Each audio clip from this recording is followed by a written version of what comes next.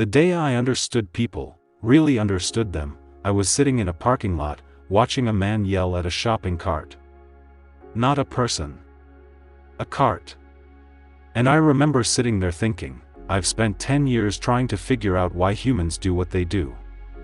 And somehow, this is the moment it all clicked. Let me back up. I didn't study psychology in a lab. I didn't have a fancy research grant or a clipboard. My 10 years happened in regular life: coffee shops, offices, waiting rooms, long flights, family dinners. I was just someone who paid close attention. Maybe too much attention. My sister used to say I watched people the way other people watch TV. She wasn't wrong. It started when I was 26. I had just moved to a new city for work, and I didn't know anyone. So I did what a lot of lonely people do: I observed. I'd sit at the corner table in the coffee shop near my apartment and just watch. Not creepily. Just quietly. I'd notice how people ordered their drinks. Whether they said thank you without looking up. Whether they smiled at strangers or kept their eyes down. Little things. I told myself it was just something to do. But it became a habit, then a study, then something closer to an obsession. Over the years, I started noticing patterns. Not the kind you read about in pop psychology books, where everything fits into a clean category. Real patterns. Messy ones. The kind that don't make you feel smart when you spot them, they make you feel a little uncomfortable. Here's the first thing I noticed: most people aren't performing for the world. They're performing for one person. Themselves. I know that sounds simple. But watch it play out in real life, and it stops feeling simple. There was a woman I worked with, I'll call her Dana. Dana was sharp, organized, always the first one to speak up in meetings. Everyone thought she was confident. Ambitious. I used to think so too. But over months, I started noticing something. She only spoke up when the boss was in the room. When it was just the team, she was quiet, almost deferential. And once, when she got a compliment in front of the group, her face went through something strange: not pride. Relief. Like she'd narrowly avoided something. I remember thinking, she's not performing for us. She's managing a fear we can't see. That realization, that most human behavior is really just fear management dressed up as something else, it changed the way I watched people. And it changed the way I watched myself. Because here's the thing. Once you start studying others, you can't avoid studying yourself.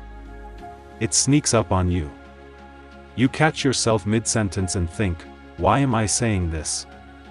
Who is this for? And sometimes the answer is uncomfortable.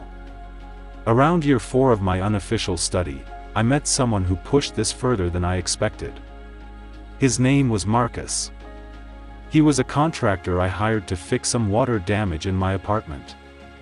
He came in, looked around, asked a few questions, and then said something I wasn't prepared for. He said, "You've lived here a while, but you haven't settled in yet." I asked him what he meant. He pointed at the walls: no pictures, no color, everything still kind of bare. He shrugged and said, "Some people move in. Some people just land." He went back to work like it was nothing. But I stood there for a second, genuinely shaken. Not because he was wrong. Because he was a stranger. He'd been in my apartment for 11 minutes, and he'd said something that 3 years of therapy hadn't quite put into words. That's the second thing I learned: the most accurate observations about us often come from people who have no reason to lie. Not our friends. Not our family. Not the people who love us and want to protect us. The stranger at the checkout. The coworker who barely knows our name. The contractor who just needs to fix a pipe. They see us without the filter of history. And sometimes, that's the clearest view there is. Now here's where it gets uncomfortable. By year 6, I had this working model in my head. People are scared. People perform. People see each other most clearly when there's no relationship on the line. I felt like I was starting to understand something. And that feeling, that quiet, private confidence of I've figured something out, it made me a little arrogant. Not openly. Just internally. I'd sit across from someone and think, I know what's happening here. I see it. And then I met a man named Gerald at a work conference. He was the kind of person who talks too loud and laughs at his own jokes. Immediately, I had him catalogued. Overcompensating. Insecure. Needs to be the center. I was polite, but detached. I had him figured out. Except at the end of the conference, I ended up sharing a cab to the airport with him. And somewhere around mile 4, without me asking anything, he mentioned that his wife had passed away 14 months ago. And that coming to conferences was the only thing that still felt normal. That being around noise helped. He wasn't performing. He was surviving. I sat with that for a long time. I still sit with it. Because here's what 10 years of watching people actually taught me, and this is the part nobody tells you, because it's not flattering. The more confident you are that you understand someone, the more likely you are to be missing the most important thing about them. We are meaning-making creatures. We take fragments, a tone of voice, a look, a behavior, and we build a whole person out of it.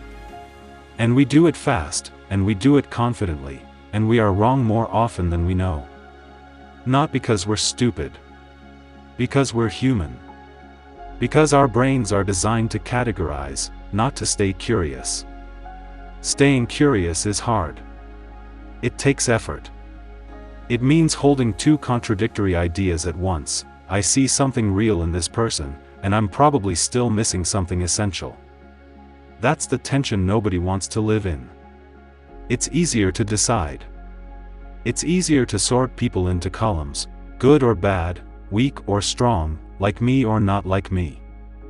The moment we sort them, they stop being complicated. And complicated is exhausting.